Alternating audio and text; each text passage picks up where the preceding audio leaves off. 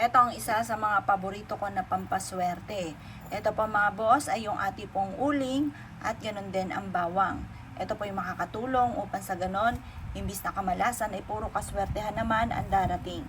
Subukan nyo po na maglagay ng ganito sa may harapan ng bahay po ninyo at ito mismo ay hihigop ng mga negative energy. Kung ikaw ay may negosyo or kaya po mabossing ko isa ka sa mga mananaya at nais nyo na maka-attract ng swerte, puro swerte ang dumating, subukan nyo po ito. Papapansin po ninyo, tuyo na yung aking mga bawang. Papalitan ko lamang po ito. Ganito lang ang paggawa. Yan. Alisin ko lamang po ito. At pagkatapos, ito pwede pa siya. Hihimayan ko siya ng bawang. Ganyan lang.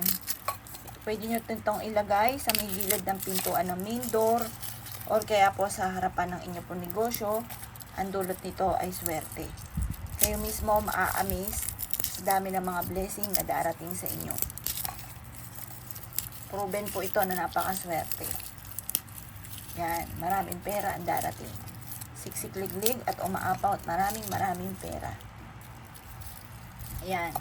Ngayon po mga boss, ang gagawin nyo lamang, magwi-wish ka, sabihin nyo sa pamamagitan nito, maraming pera ang darating sa akin, kailanman hindi na ako mamumblema sa pera. Siksik-liglig at umapaw at maraming pera sa araw-araw ang darating sa akin. Magkakaroon ako ng malaking benta at hindi na ako uutang pa or kung uutang ako, mabilis ko mababayaran. Makakaipon ako ng maraming pera at ako ay palagi suswertin. Ganon mga boss. Ito, proven po ito na napakaswerte, lalo na sa negosyo, pagdating sa usapin ng proteksyon sa loob ng inyong tahanan, para tuloy-tuloy na pasok ng swerte, subukan nyo po ito. At pagkatapos, ibilad nyo siya sinag ng araw, at pagkatapos, gawin nyo po ito mga bossing ko ng Tuesday or Friday. Pero kung busy ka sa mga ganyang araw, gawin nyo po ito na kahit anong araw, basta makakapag-concentrate ka sa mga pagwi-wish. Pagkatapos sabihin nyo, simula na ito ng tagumpay ko, maraming pera ang darating sa akin. Yayaman na ako at magiging matagumpay at hindi na ako lagi namumblema tungkol sa usapin ng pera. Ganoon ang mga pagwi-wish ha.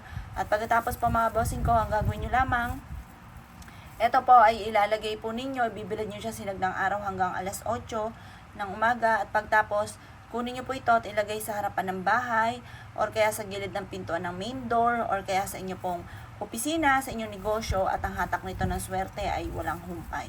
Subukan nyo po ito at ito po ay isa sa mga paborito ko na mga pampaswerte. Kaya ako'y kinaniwala at nais po itong gawin. Huwag ka na magpatumpik-tumpik pa. Subukan nyo po ito. Proven po ito na napakaswerte.